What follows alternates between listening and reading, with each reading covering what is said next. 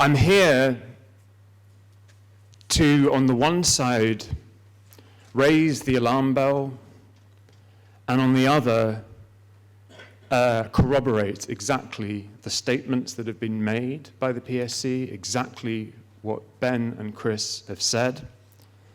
I was there walking in the delegation at the front.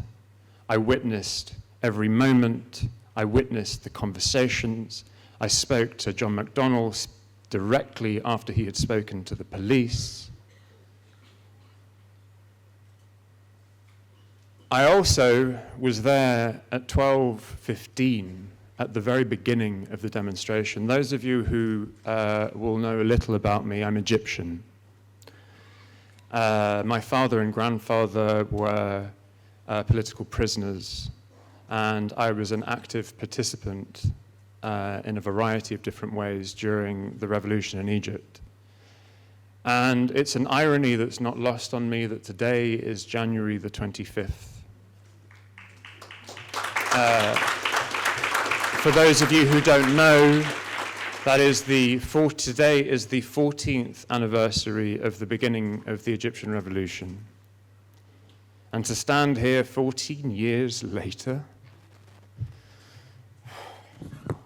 defending the right to protest in this country,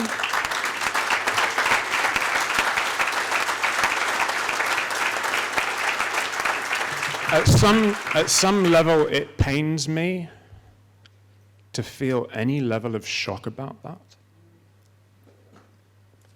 But that's the truth. And as I walked out of Westminster Tube Station at 12:15, on the eve of a ceasefire, hoping, amidst all of the confusion, to feel that moment of celebration, I was confronted by an image I did not expect to see in this country. Immediately, what I saw was the ghost of how we are policed in Egypt. I have been subject to police brutality in this country, but last Saturday was the first time I have tasted the shadow of what may be an authoritarianism to come. Exactly. When you arrive in a protest in Egypt, you arrive to police making their presence intimidatingly clear. You walk past police vans that tell you they are there for you.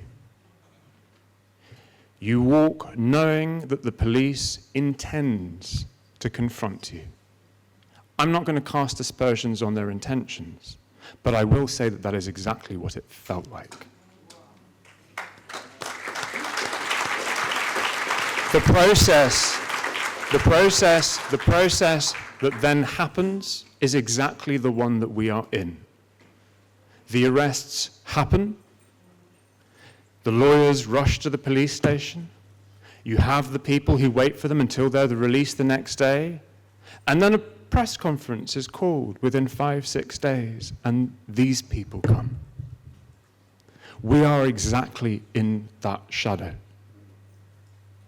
And so I simply want to raise that alarm bell.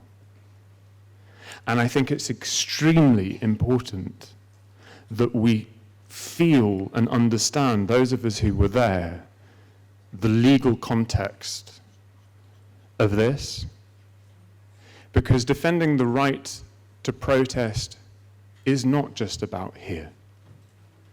Because when these systems of oppression are eroded here, they are eroded everywhere.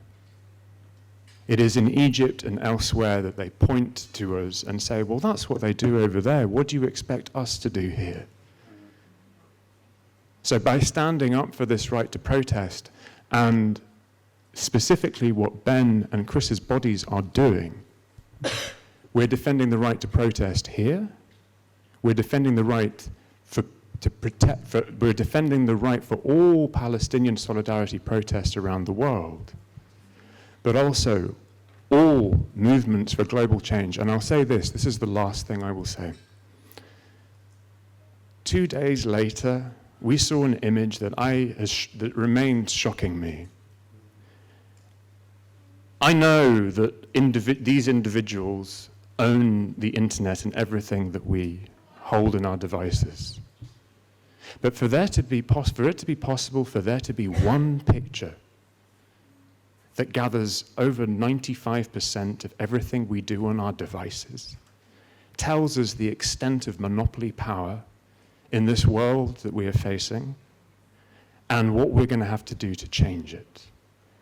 And 2 days earlier, we were struggling to walk. Just zoom out for a second. We were struggling to walk from Downing Street to the corner of Trafalgar Square without these threats. This is the world we're in, and this is the world we have to change. Thank you very much.